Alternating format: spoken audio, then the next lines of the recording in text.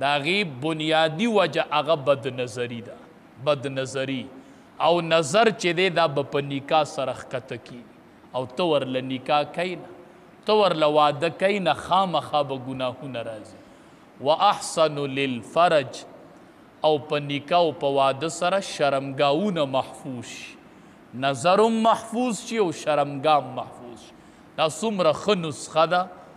واده نظر به ښکته شي زناهونه به ختم شي ګناهونه به ختم شي د امن او د حیا یو دور به راشي که په ټیم باندې نکاحونه وشول او دا نکاح لږه ساده شوله لږ د نکاح دا ګرانی او د خلقو دا رواجونه ختم شول سعید ابن مسیب رحمت الله علیه دا یو ډیر لوی ولی بزرگ انسان تیر شوی لوی عالم د وخت د ده لور وه د وخت چې کوم گورنرو هغه پسې د نکاح اطلاع راولېږله د خپل بچي دپاره نو سعید ابن مسیب رحمت الله علیه ورته انکار ورله نه کړله ځکه حدیث مبارک کې راځي تنکح المرأة لاربع د ښځې سره چې نکاح کیږي د څلورو وجو نه کیږي یا ورسره مال ډیري نو خلق مالدارۍ ته وګوري نو رغبت پیدا شي یا لجمالها یا ښایستی نو خلق حسن ته وګوري نو رغبت پیدا شي یا لحسبها یا خاندان اوچتي نو خلق وایي د اوچت خاندان کې به نکاح وکړي یا ولدینها هغه کورنۍ دیندارې هغه ماشومه دیندارې نو خلق وایي دینداري ده پکې صحابي وایي وی نبی علیہ السلام راته ووي چې د دې څلورو وجو نه نکاح کېږي وی بیا راته وی چې لاس تې په خاورو کې ککړ شه دین پکې غوره کوه دین پکې ګوره چې کوم ځای نکاح کوي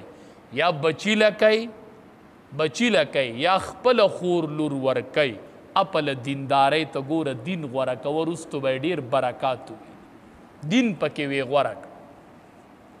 سعید ابن مسیب رحمت الله علیه د لور تپوس د وخت گورنر خپل بچی له وکړو انکار یې ورته وکړو یو شاګرد به سبق لراته سبق به وي څه ورځې هغه شاګرد حاضر نشو سبق لرانغی نو چې رانغی سبق له څه ورځې پس راغی نو سعید ابن مسیب رحمت الله علیه ورته وایي وایي ته خو سبق کې غیر حاضر وی حضرت بیبي مې وفات شوي د هغې په کپن دپن کې مشغول وم ځکه مې غیر حاضري کړې وه دا څه ورځې وی ښه بیبي دې وفات ته وی آو وی نکاح کوي نه وی ولې نه کومه خو څوک راله راکوي ما غریب له به څوک رشته راکړي سعید ابن مسیب رحمت الله علیه اقه لور چې گورنر یې تپوس کړی و هغه یې اقې طالب علم ته په نکاح کړه او په خپله یې روانه کړله هغه شاګرد وي ور مې وټکېدو ما یې څوک یې وی چې سعید